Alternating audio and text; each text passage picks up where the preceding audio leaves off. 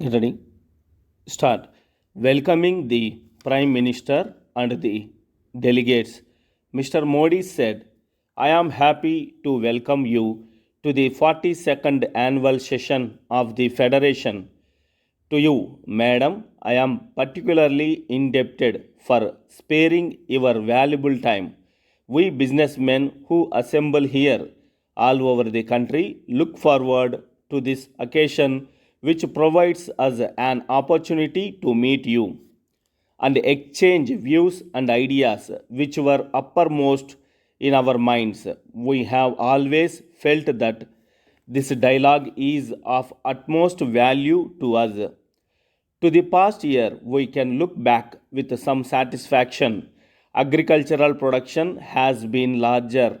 Industrial output has increased by 6% with corresponding rise in exports. This improvement in the economic situation did not come merely through chance.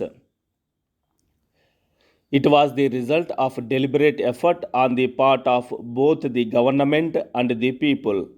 Apart from the bumper crop, the reduction in the rates of interest, the provision of larger credit by the financial institutions for investment and exports, and the endeavor made by industry to find new markets abroad all contributed to the improvement in the situation. All these are welcome developments. At the same time, we cannot fail to realize that the world is moving fast. Unless we raise the tempo of our progress, we will not only be left far behind but will fail to meet the challenges that face us in these critical times. In recent months, these challenges have manifested themselves in the results of midterm elections in some states, particularly in West Bengal. New tensions and developing in the center state relations. Regionalism is assuming alarming dimensions. We witnessed a fresh outbreak of violence in Bombay recently. We have to face these challenges, that is, we, the government, and the enlightened sections of the community. As far as the businessmen are concerned, I would like to assure you, Madam Prime Minister, that our resources are at your disposal to bring about a greater sense of national integration and an all round development of our nation. Having said this, I would be failing in my duty if I do not express the anxiety which industry and trade feel in West Bengal. The memories of the last ministry are still fresh in our minds.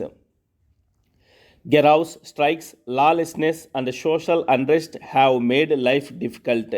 They have made mockery of our democratic institutions and traditions. I believe that people can live in harmony even amidst different political systems if the state government operate within the framework of the constitution in the true interest of the people and for the integrity of the nation. I therefore hope the new ministry in West Bengal will use the mandate which people have given them for promoting economic prosperity through peace, harmony, and goodwill, and that chaos and lawlessness will be a thing of the past. I am one of those who believe that the key to our economic progress is the development of agriculture. I must compliment the government for measures that have been taken to put agriculture on a sound footing.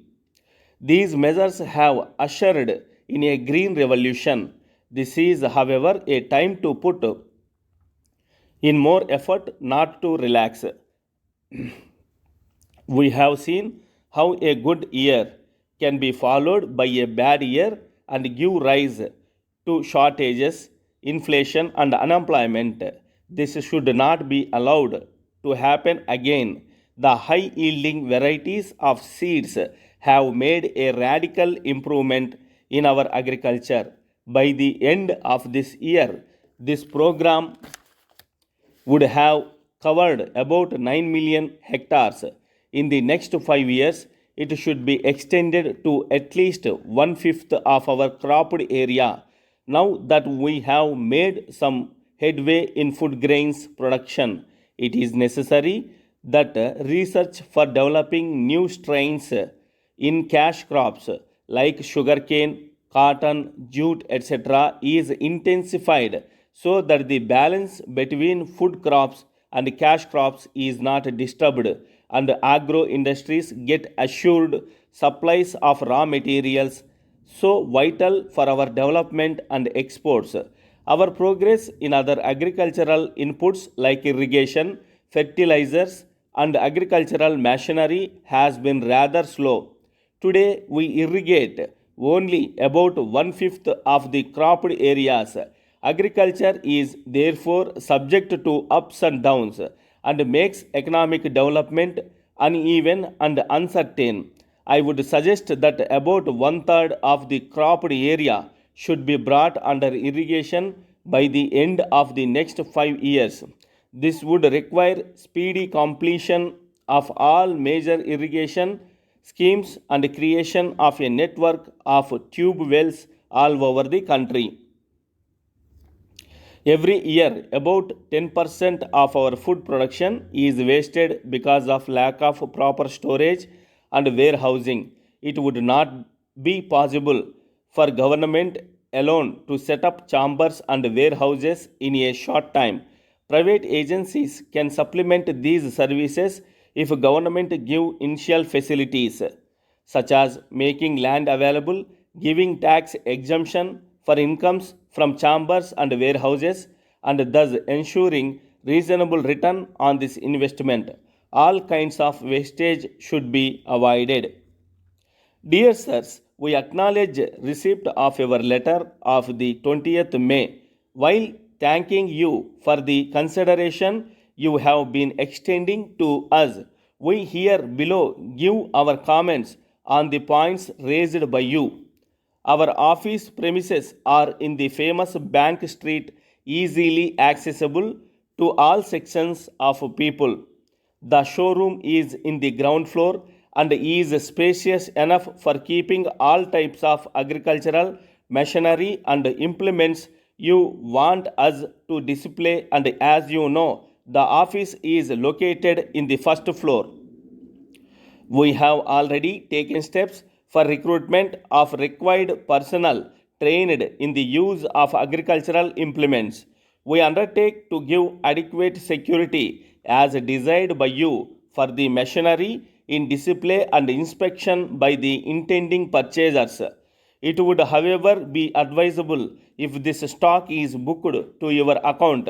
Initially, we assure you that we will take all responsibility for their upkeep and good condition. We are agreeable for the other terms and conditions stipulated by you, excepting this commission on credit sales. As you are aware, we are in the line for many years past since we are to be responsible for the realization on credit sales. It would be reasonable if the commission of 15% on cash sales is retained for credit sales as well. We are anticipating a good demand for supply of spare parts also. As the space is limited in the present premises, we are negotiating for lease of the adjacent land. If we succeed, we intend asking you to supply a variety of spare parts in good quantities so that the purchasers may not look to other suppliers. This we are writing in advance by way of abundant caution, as we have intimated to you in our previous letter. Our sales manager is a well qualified agricultural engineer with practical training in the use of a variety of modern agricultural machinery in a trading firm of Japan. You can therefore confidently look forward to increased sales and wide use of these implements by the riots. We will not therefore be surprised if the sales far surpass your expectations. Yours faithfully, stop.